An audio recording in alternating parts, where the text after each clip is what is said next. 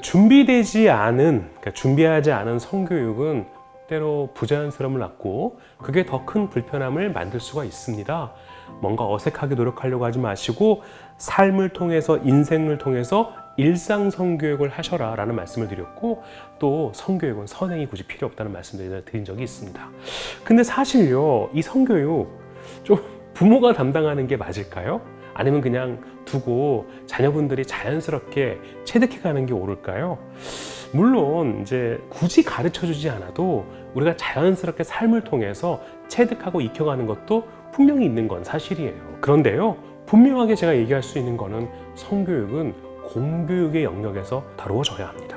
우리가요, 학교에서 뭐 수학이다, 영어다, 국어다, 체육이다, 미술이다 등등을 배우게 되죠. 이거는 우리가 전인교육, 올바른 교육을 통해서 아이들이 올바로 성장하게 하는데 큰 역할을 하게 합니다. 그런데요, 우리는 필수 교과가 아닌 선택 교과에서 너무나 중요한 삶의 원칙을 가르쳐주고 있다는 것을 때로는 놓치고 있거든요. 그게 바로 보건이라고 하는 교과입니다. 여러분 혹시 이거 아세요? 요즘은 뭐 학교에다가 책을 두고 다닌다고 해서 보건교과서가 있습니다. 이 보건교과서는 초등학교 5학년, 6학년, 그리고 중학교, 그리고 고등학교까지 이어지죠. 근데 실제로 이거요, 제대로 배우는 경우가 별로 없거든요. 제가 그냥 초등학교 5학년 이 보건교과서를 이렇게 딱 들고 있습니다.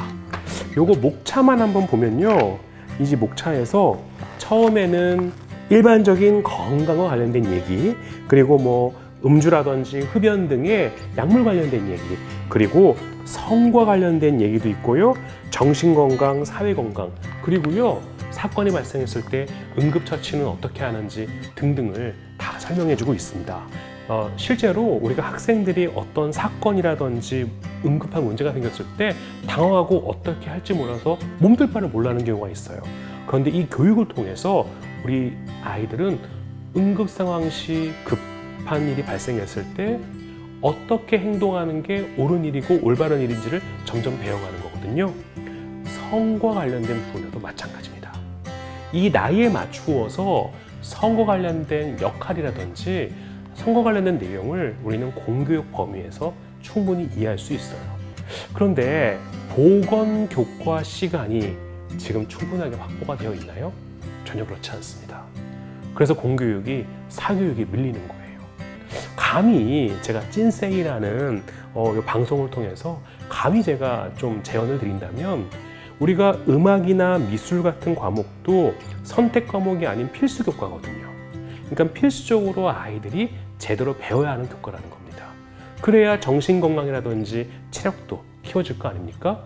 근데 보건교과도 선택 교과가 아닌 필수 교과로 들어가야 된다고 저는 생각을 합니다.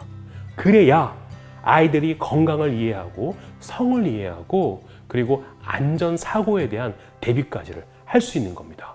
이게 자꾸 부모님의 영역, 사교육의 영역으로 가게 되면요, 아이들은 올바른 보건 관련된 어떤 사고라든지 가치관을 갖기가 어려워지는 거예요. 성 관련된 문제가 발생했다, 우리는 제대로 된 성교육을 받지 못했다, 이런 얘기를 많이 하죠. 어때요? 공교육에서 이제는 흡수를 해야 합니다.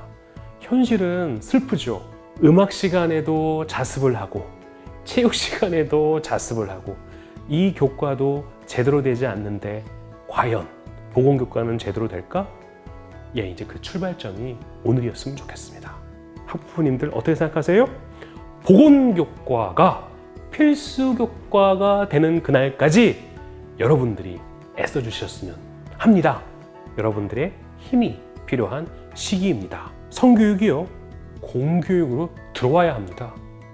이해하시죠? 그래야 나라가 건강해지는 겁니다.